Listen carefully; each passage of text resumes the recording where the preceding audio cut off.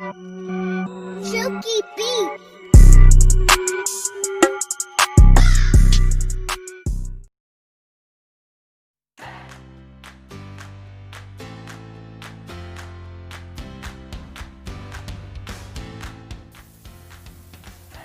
Hi friends, welcome to our channel. Hope you enjoyed our first session very well. Today we are discussing about a new session, and that is of physics. Now we discuss about chapter 1, that is effects of electric current. Let's have a look at the contents: Joule heating, Joule's law, resistors and their arrangements, heating appliances and working, safety fuse and functions, short circuit and overloading, gauge and amperage, power.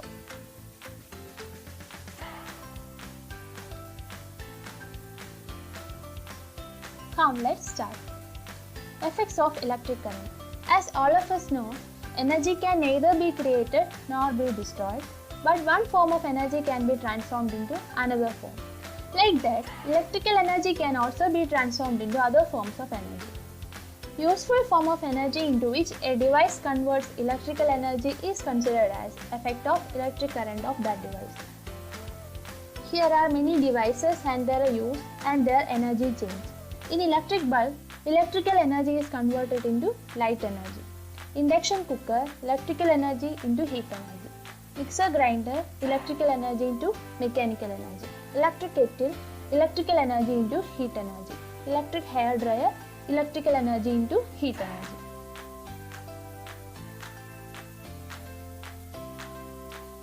Now we are going through heating effect of electric current. The devices using heating effects of electric current are electric iron, electric hair dryer, electric kettle, etc. Now we are discussing the mechanism of conversion of electrical energy into heat energy in heating device. The heating element inside every electric heater is simply an electric resistor, and it works on the principle of ohmic resistance. Joule heating or ohmic heating. The process by which heat is developed in a circuit on passing current through it is known as Joule heating or ohmic heating.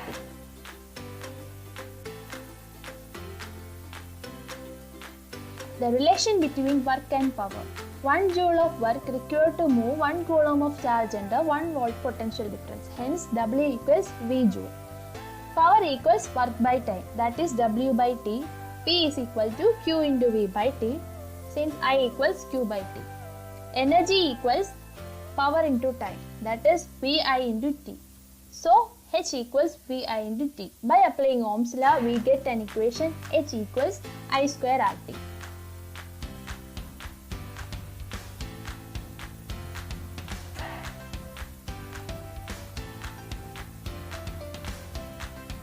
Joule's law.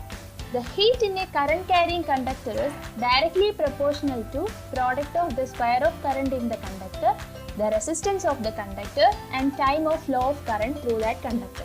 That is, H equals I square RT, where I is the current in ampere, R is the resistance in ohm, T is the time in second.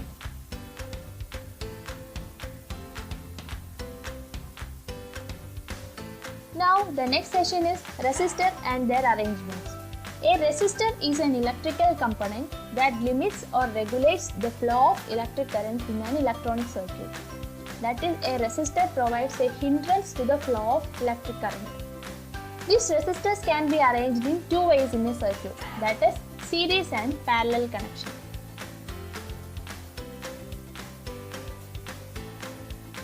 Series connection. If the circuit is completed by connecting resistors one after the other, it is called series connection.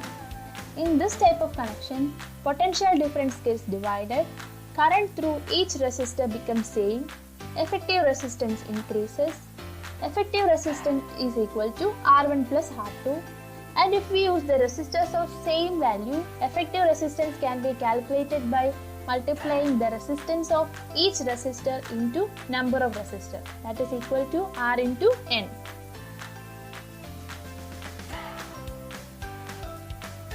Next is parallel connection. If the circuit is completed by connecting resistors parallel to one another, it is called parallel connection. In this type of connection, effective resistance decreases. Current through each resistor is different. Effective resistance is equal to R1 into R2 divided by R1 plus R2. If resistors of same value are connected, then effective resistance is equal to R by N, where N is the number of resistors used.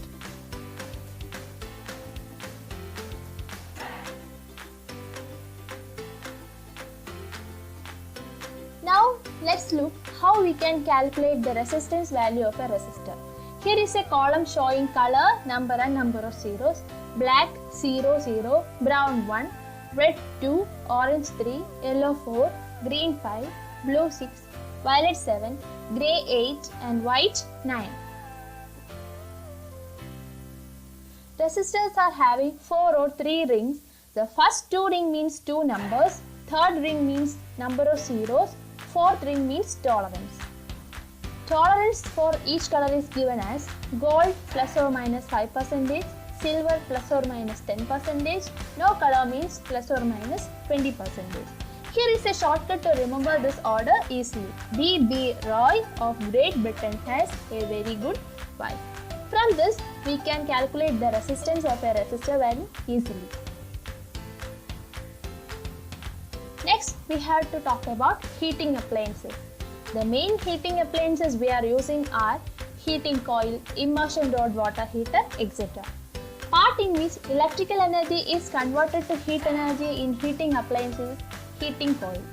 It is made up of material nichrome. It is an alloy of iron, nickel and chromium.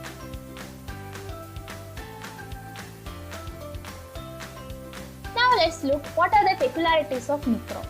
Nichrome has high resistivity, low melting point, ability to remain in red hot condition for a long time without getting oxidized, ductility and strength.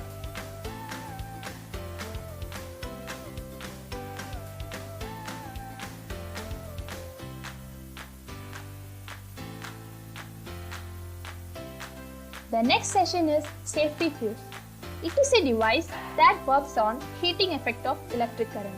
The main part of a safety fuse is a fuse wire, which is made up of an alloy of tin and lead.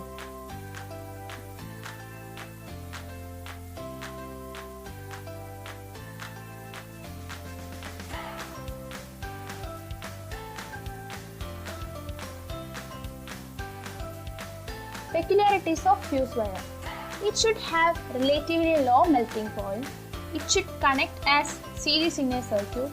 It should have high conductivity or low resistivity. It should be free from diffraction and it should be economical. So these are the peculiarities of a fuse wire. Now let's have a look at how a fuse wire works.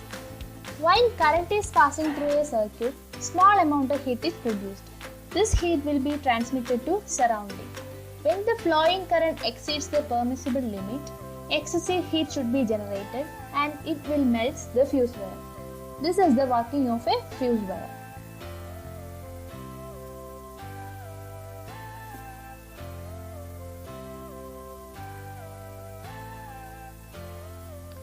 What is the function of a safety fuse? As it mentioned, it protects the human being and appliances from danger during short circuit or overloading.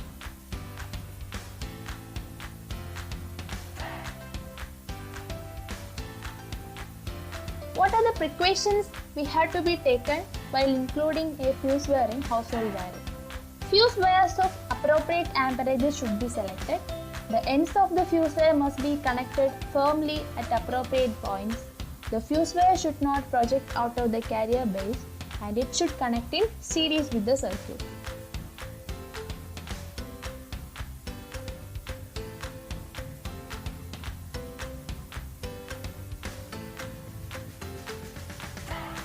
We are familiar with the term short circuit. What is short circuit?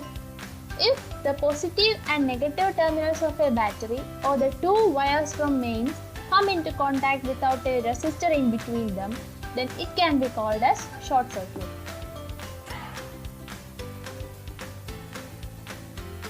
Overloading is another familiar term. If the total power of all the appliances connected to it is more than what the circuit can withstand, it is called overloading.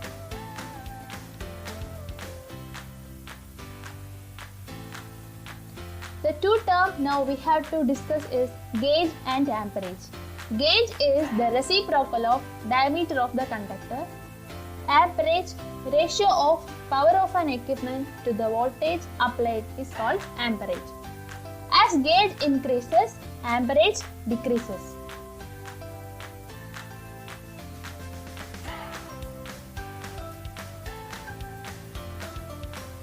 Next is power. The amount of energy consumed by an electrical appliance in unit time is called its power. Power can be calculated by power P is equal to work by time. Or by applying the equation H equals I square RT in this, we get P equals I square R. So let's summarize this section. Today we discussed about heating effects of electric current. In this, Joule heating, Joule's law, resistors and their arrangement, safety fuels and functions, power. And that brings me to the end of today's class. Hope you enjoyed this section. If you are having any queries, please comment on our comment box. Thank you for watching guys. Bye.